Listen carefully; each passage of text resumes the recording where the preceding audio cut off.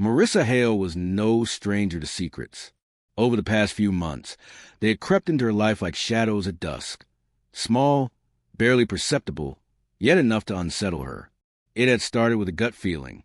She would catch her husband, Liam, glancing at his phone with a little too much attention, or coming home late from work with a distant look in his eyes. He was different, detached. The spark that had once ignited their marriage had dimmed, and in its place, a quiet emptiness lingered. Her suspicions grew like a weed, tangling around her thoughts until they were all she could focus on. A friend had suggested a tarot reading. "It might help you see things more clearly," she had said. Desperate for answers, Marissa had given in. For the first few weeks, the tarot readings were filled with uncertainty. The cards spoke in riddles, cryptic messages that only seemed to deepen her anxiety. But then one card kept appearing again and again, the moon, the card of illusion, deception, and hidden truths. Every time she saw it, her heart would race, and the knot in her stomach would tighten. It was as if the universe was telling her what she didn't want to hear, yet couldn't ignore. The moon pointed to betrayal, to something lurking just out of sight. Each session seemed to confirm what her instincts already told her. Liam was hiding something. The tarot reader, Madame Liss, had tried to offer comfort, reminding her that the moon often represented confusion. Things were not always what they seemed. But Marissa wasn't convinced. There was something undeniably off about her husband, something she couldn't shake. Determined to uncover the truth, Marissa began to follow Liam. She watched him from afar, his subtle glances at his phone, his secretive conversations, the late nights that never seemed to end. She had to know, had to understand why the moon kept haunting her. One afternoon, after weeks of quietly shadowing him, Marissa followed Liam to a part of town she didn't recognize. Her breath caught in her throat when he pulled into a narrow alley, parked his car, and walked into a building with a sign that read, "The Oracle's Rest." She hesitated. Should she approach? Should she confront him? But the lure of the unknown was too strong. Marissa stepped forward, careful not to make a sound, and peeked through the small crack in the door. She could barely make out the scene inside, but what she saw froze her in place. Liam was seated at a table, his posture tense, his face unreadable. Across from him sat a woman. Marissa's heart pounded in her chest as she recognized the woman, a tarot reader, but not the one she had been seeing. This woman was younger, her eyes sharp with knowing, her hands moving with precision as she laid out the cards. Marissa's breath hitched as she saw the familiar card being placed before Liam, the moon. It was then that a thought struck her, so sharp and clear it felt like a revelation. What if this wasn't about infidelity? What if Liam wasn't hiding something from her, but rather from the cards themselves? Her mind raced with possibilities. Maybe Liam had been seeing this other tarot reader to understand the same truths that had been consuming her, secrets, illusions, deceptions. Perhaps the man she thought she knew so well was caught in his own battle with fate, trying to decode the tangled web of his own fears and desires. Marissa remained hidden, watching as the tarot reader spoke softly to Liam, her voice gentle yet firm, as though guiding him through some inner storm.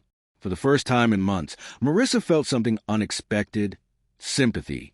She wasn't the only one wrestling with the mysteries of the universe. Liam, too, was caught in a web of confusion. As she turned to leave, her mind spun with new questions. Had the tarot truly been a warning? Was her obsession with fidelity just a manifestation of her own insecurities, amplified by the cryptic readings?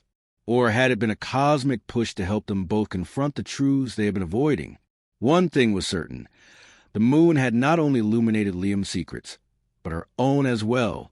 With a heavy heart, Marissa walked away, not with the answers she had expected, but with a deeper understanding of the illusions they both had been living under. The cards, it seemed, had more to reveal than either of them could have imagined. 2 of 2. Marissa drove home in silence, the car gliding through the city's evening glow like a ghost. Her mind buzzed, not with anger, but with a bewildering calm. She had prepared herself for the crushing blow of betrayal, a lipstick on a collar, hushed phone calls, another woman's perfume clinging to Liam's coat. But this strange intimacy between her husband and a tarot reader, both hunched over cards in a darkened room, it shook her in a different way. She couldn't label it. It wasn't cheating, not in the way she had imagined. It was something more sacred, secretive, private, yes, but not romantic. Back at home, the silence of their apartment felt heavier than usual. She sat at the kitchen table, staring at the spot where Liam usually left his phone. For weeks she had thought about snooping through it, but hadn't. She didn't need to. She had trusted the moon more than her own instincts. And now she didn't know who she was angrier at. Herself? Liam? The cards? The next morning, over coffee, Liam noticed a distant look in her eyes. "You okay?" he asked. Marissa nodded. "I followed you yesterday." He froze, coffee halfway to his lips. "I saw you," she continued, her voice quiet but firm, with the other tarot reader. Liam stared at her, then slowly put the mug down. "I was going to tell you. I just didn't know how." "Why her?" Marissa asked. "Why not Madame Liss? Why didn't you tell me you were doing readings too?" Liam took a breath. "Because I didn't want to feed your obsession. I saw how much the cards were consuming you. Every week you came home more convinced I was lying to you, that I was cheating. But I wasn't. I've been trying to understand you. Marissa, understand what was happening to us." That reader, Celine, she helped me look inward. She didn't feed me fears. She asked me to confront mine. Marissa blinked. "You thought I was lost." "I knew you were," he said gently, "and I didn't know how to reach you anymore." There was a long silence, the kind that felt like it hung on the edge of something sharp.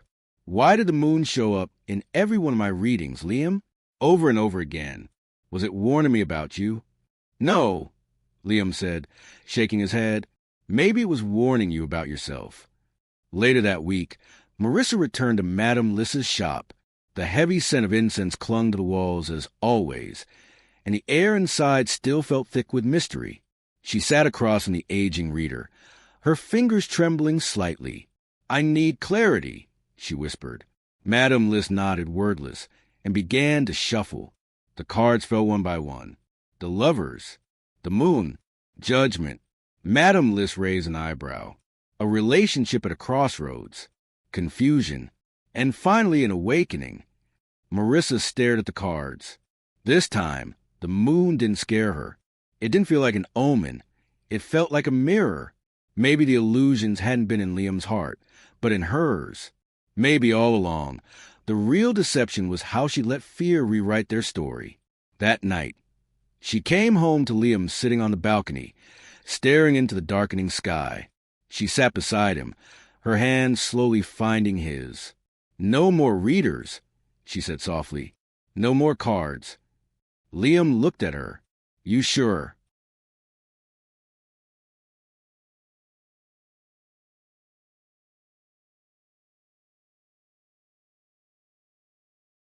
She nodded. "For once, I think I want to trust what's real. No more illusions." He smiled, and for the first time in months, it wasn't strained.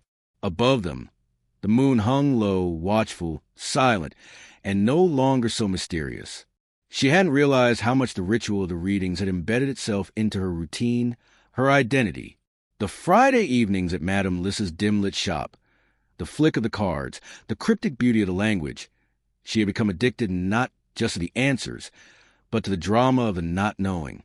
The fear of betrayal had given her life a kind of electric urgency, a direction, even if it pointed toward pain. Now, her days felt unervingly quiet. Her suspicions had nowhere to go, so she started journaling. Not the curated kind she tried before, but raw, ugly, self-revealing letters she wrote and never sent. Letters to Liam, to herself, to the moon. "Dear moon, you kept showing up when I was at my worst. Were you a warning? Or were you holding a mirror? Maybe you weren't trying to tell me anything about him. Maybe you were telling me I didn't know how to live without doubt anymore." Liam, to his credit, didn't push. He didn't ask her to apologize. But he also didn't pretend things were fine. There was a new, delicate honesty between them. One night, over dinner, he said quietly, "You didn't trust me, but worse, you didn't trust yourself." She nodded, swallowing back the guilt. "I didn't know the difference between intuition and fear anymore. They started walking together in the evenings. No phones, no distractions, just quiet streets and streetlight shadows. Marissa found herself watching him, not with suspicion, but with curiosity. The man she thought she knew had changed, grown deeper, more private, less eager to be understood. And in that, she saw the same changes in herself. One night, as they sat in bed, Liam finally told her why he'd started seeing Celine, the other tarot reader. "I went to her after your third session with Madame Liss," he said. "You came home crying. You said you knew I was hiding something. But I wasn't. I was just exhausted, and I couldn't defend myself against something that wasn't real. So, you went to her to what? Find proof you weren't the villain." He shook his head. "No. I went to understand how it felt to not be believed, to see what you were seeing. I thought if I could meet the version of me that you were so sure existed, maybe I could fix whatever made you conjure him." Marissa was silent for a long time, then whispered, "Did she tell you I was wrong?" "She didn't say you were wrong. She said you were lost. That fear paints monsters on blank walls." Marissa let the words sink in. Weeks passed. The tarot deck she had once kept hidden beneath her scarf sat untouched. One Sunday morning, she pulled it out, not for a reading, but just to look at the cards. She shuffled, slowly, reverently, and pulled one, the moon. This time, she didn't gasp, didn't freeze. She stared at the card, the wild dogs, the path, the moonlight, the hidden crayfish crawling from the water. It didn't scare her anymore. She understood now. The moon wasn't a lie. It was a question. And questions, they were only dangerous when you were too afraid to sit with the answer. Marissa never went back to Madame Liss. She never visited Celine, either. But every now and then, she would lay 3 cards out on her table. Not for prophecy, but as a meditation. A reminder that not every shadow means danger, and not every mystery must be solved. Some things, like love, like forgiveness, are meant to be walked through slowly, hand in hand, even when the path is dim and full of doubt. Under the moonlight, she and Liam still walk, still wonder, but now they do it together.